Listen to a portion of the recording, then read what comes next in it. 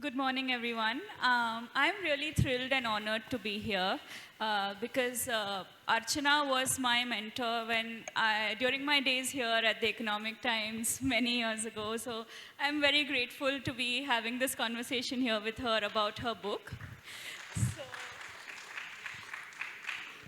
The Unicorn Quest is a collective chronicle about India's rise as a startup nation. It has over 100 hours of conversations with various key stakeholders in this ecosystem, including startup founders and VCs, and it covers a lot of ground, and we are going to be talking about small aspects of the book in the next 30 minutes. So to begin with, Archana, you were among the first journalists in this country to start writing about startups, even before they started getting page one status or started getting the prominence that they have today. So today, India is the third largest startup ecosystem in the world, and as of mid-2023, there were about 90,000 startups in the country. But could you take us back to the time when startups started taking root in India? I think in the 2000s, I think it was followed by the e-commerce boom, and Flipkart was founded, etc. So could you take us back to those times and give us a glimpse of how this ecosystem has shaped up over the years? Thank you, Divya, for all your kind words. And she was one of the brightest colleagues I have worked with, so it's wonderful to be speaking to you. And so with regard to startups, as we know now, it is so much a part of everyday conversation. And it's become like one of the memes that go around, I think, all over. And it's definitely part of everyday discourse. Certainly wasn't when I began as a business reporter way back in the Economic Times. When the word startup, I remember an editor asking me, what sort of a word is this? Now come up with something a little more serious for me to pay attention to you. Yeah. It was that bad. I had to fight for attention in the newsroom. I was never taken seriously because I would keep talking about small companies doing what I thought were enormously innovative and interesting things, but it would cut no ice in a newsroom where, multi-crore investments of large business houses were really what were required. So really it was a struggle to get heard within my own newsroom, and I'm sure that would have been the same across all newsrooms all over, because it was simply very different. To the point that you say, the book, The Unicorn Quest in particular, focuses on entrepreneurship in the internet era. So to your question as to how did it begin, I would think the coming of the internet was the first factor that really altered the whole landscape of technology entrepreneurship, because what it did was it democratized opportunity. Yeah. So in the past, that is something that I have touched upon, although I've not gone into it in too much detail. India really is a nation of entrepreneurs. We are a country of small businesses, of micro businesses, small and medium enterprises, and of course, large corporations. But technology entrepreneurship of the sort that the Unicorn Quest focuses upon is really, what shall I say, it's a child of the internet. It brought in the professional classes into innovating and building businesses at a cost price that was not possible earlier, because really the stories of the people that I have narrated are about people who could just start up with a couple of lakhs. You ask most of them, they've begun with 2 lakhs or 4 lakhs. All they needed was a server, a couple of computers, and hey presto, some software, and that's it. They were up and running. So to answer your question, I think it was the coming of the internet that really democratized opportunity for the professional classes, so to speak. I want you to touch upon this very aspect, the democratization of entrepreneurial opportunity, as you call it. That's an important thread in your book, the sociological aspect of startups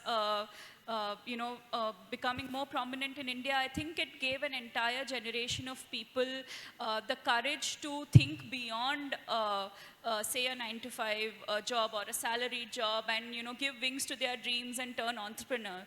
So can you talk about that aspect of the startup boom? Yeah, that's something that, that kind of resonates very much, I think, for a lot of people also. So if you think about it, in the 90s, when liberalization came in, the big opportunity for within middle-class homes, where people would aspire to get a great professional degree, go on and land a job in a large IT services, software services company, and possibly just take off to the US. And that was the aspirational path, so to speak. It changed very much in the 2000s when large corporations across the world realized there was huge talent available, engineering talent available within India, more particularly in this wonderful city that we live in. And they set up what are called these global capability centers, where you had Yahoo, you had Microsoft, you had Amazon, all setting up back-end offices and doing engineering out of India. That created an entirely different skill set for Indian engineers. So if in the 90s, Indian engineers dreamt of going abroad, in the 2000s, by far the dominant theme was to start up in India. Yeah. And that, again, is the change that happened, which is also hues back to your question about sociological change. Indian engineers began to realize that opportunity was available in India. They were competitive with the best in the world. They could go out and build, build out innovation from India that could, of course, look at the local market, but also could cater to global markets. Yeah. So that was a fundamental change in thinking, in aspiration. The rest followed. Right. In fact, there are a couple of factors, like a number of factors that fell together in place that facilitated startups to take root here. The digital stack, for example, was a huge enabler. Can you talk about what are these factors, some of these factors, and how they came together to enable the startup ecosystem to flourish? Yeah, so the digital stack, of course, came a little later, I think somewhere in the middle of the 2010s, I think. And of course, if you had to actually go back really in a linear line, it would be in many ways Aadhaar, because that built a platform for what would come later in terms of the digital stack that was built atop the identity that Aadhaar provided, the digital identity, I suppose. So in many ways, yeah, like I said, to begin with, it was first the internet, finally the affordability of starting up, availability of huge talent within cities like Bangalore, definitely, to lesser portion, I suppose, in Pune and Chennai in the south, and most certainly NCR, because there's huge entrepreneurial energy over there. So you have talent, you have affordability, you have the internet, which is the platform. And I think and the global exposure that came, as I mentioned, with the capability centers and so on that were set up here. Very famously, I think almost everybody here would know that the founders of Flipkart started out by working for Amazon in Bangalore and went out to build a competitor to their company. So it's an old story, I'm sure everyone knows, but that really gives you the sort of feel of it. And of course, a huge amount of networks that were built out over here.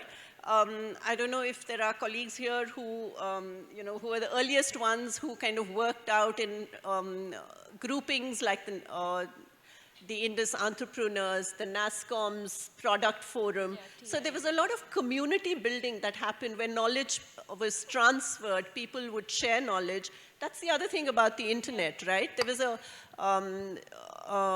what should we say, informality to the way information was exchanged, learning was exchanged, and those kind of networks really contributed enormously to the building of the startup ecosystem. Yeah. And I think tech also, there was a lot of open sourcing of knowledge and information on the backs of which I think a lot of founders were able to build their own Absolutely, stuff. Absolutely. So I think that's something we should always sort of pay, give credit to, the building of the informal structures and the groupings that kind of provided the backbone, so to speak, for people to come together, because technology, I think finally, as you said, is available, can be accessed, but it is the learning and the, sort of intellectual and emotional sort of cohesion that provided this sort of outburst of entrepreneurial opportunity, role modeling, of course, the minute, so we all know that. You see somebody else go out and do it, it's very easy to then aspire and to see yourself in that space.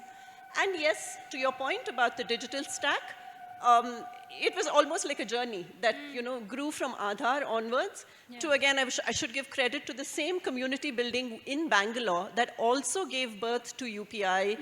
All of the India stack technology infrastructure that's been built out has come out of the community sort of talent within Bangalore itself. So yes, that's really how it grew. And there has been a greater understanding among investors about new economy companies, and I think that's reflected in the markets as well. I think many of the startups that have had public listings, they've been successful listings.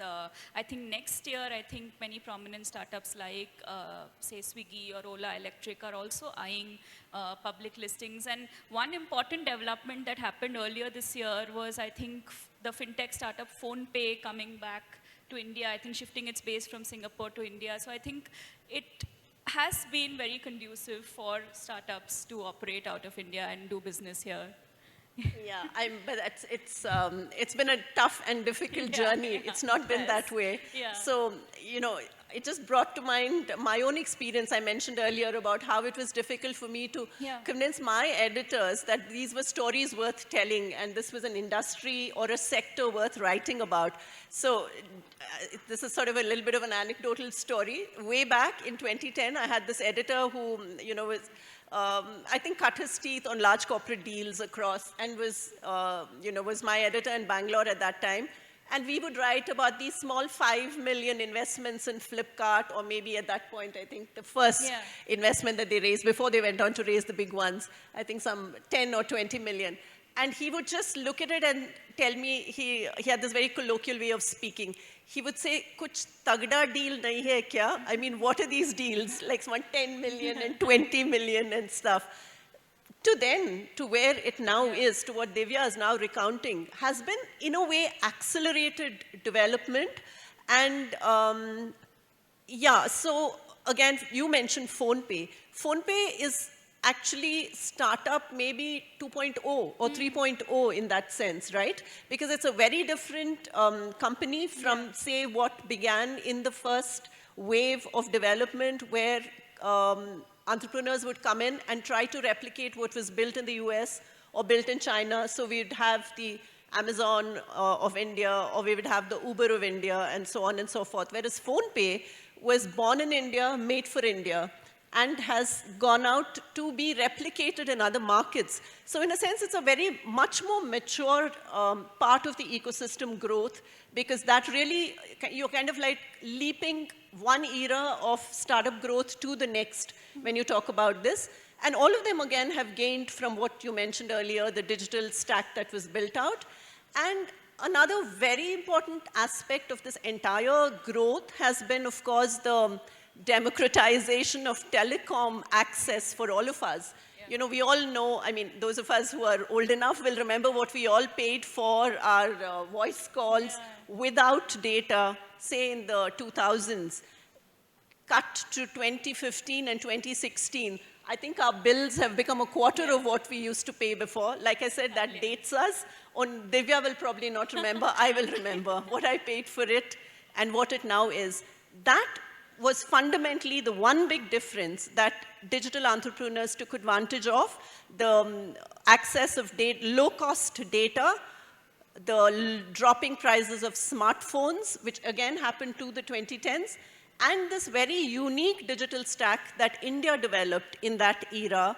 These three factors combined to give you companies like PhonePe, for instance, definitely among one of India's, I think until very recently, India's largest stockbroker, Zerodha.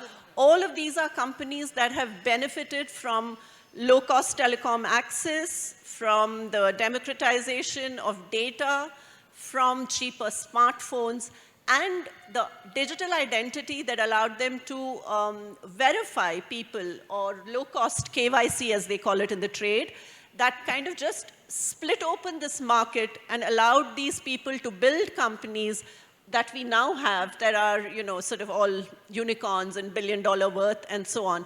But there are underlying factors that have, contributed to this absolute upsurge in entrepreneurial opportunity. There's much more than just technology that, that is required for, for, say, a digital entrepreneur. I'm just using an example. There is networking, there is the ability to access capital, there is the ability to get mentors, and definitely to deal with customers and so on and so forth, all of which is, as in many other aspects of life, if you have prior thinking, there is always muscle memory, there is intellectual memory that helps you, sort of take these decisions and to go forward. Women, for the longest of time, would have struggled to have access to all of this and would have also started behind the larger group. So even if you look at I think India has what, more than 100 unicorns now? Yeah.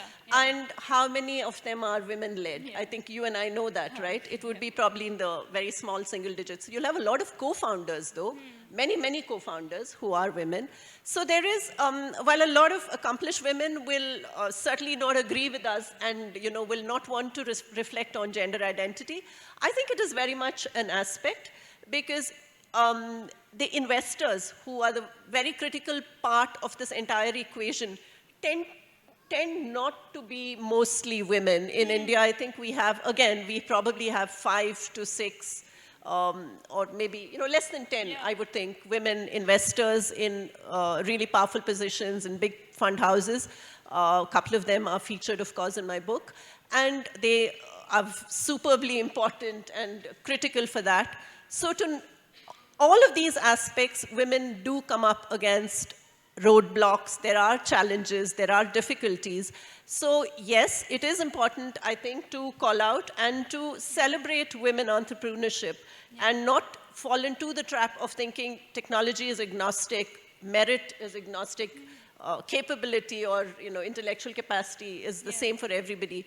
But it is true that women are not in the same starting line. Right. I think it's also so important from a role modeling perspective, right? I mean, it's so important to say that not all CEOs and founders look the same. So I think even from a role model perspective, I think it's very important. Absolutely. I think I don't, all of us for that matter, even, in whatever profession we are, role modeling is a very, very hugely powerful tool that that kind of lifts a lot of aspirations, allows people to visualize something that may be possible even for themselves, right? So the more role models that you have, the more people that you're going to see who are going to, sort of step up and say that I too can do this. So, for instance, in the book itself, I've written about these 2 young girls who come from a farming community in Haryana and Rajasthan, both of whom went to, those very, very strenuous coaching classes in Kota, which I'm sure all of us know about, to make it into IIT. One of them is the daughter of a dairy farmer whose mother has never been to school. And another one, I think, was the daughter of a mid-level government employee in rural Haryana. Now, these 2 girls have, the barriers that they've broken. So when you talk of role modeling, I think they literally would not have had a role model. They both came from villages where no one had gone to school. Yeah. So to make it to IIT Delhi, and then to break out from there and to raise venture capital and to launch a startup, which, by the way, is focused on their family businesses, dairy farming, is astounding. So now when you talk of role modeling, now that kind of role modeling breaks so many barriers that years of, I don't know, education or even, government support or anything will just not do. Yeah. That sort of role modeling can break barriers in, it can just fast forward growth. Definitely. So absolutely important. Yeah.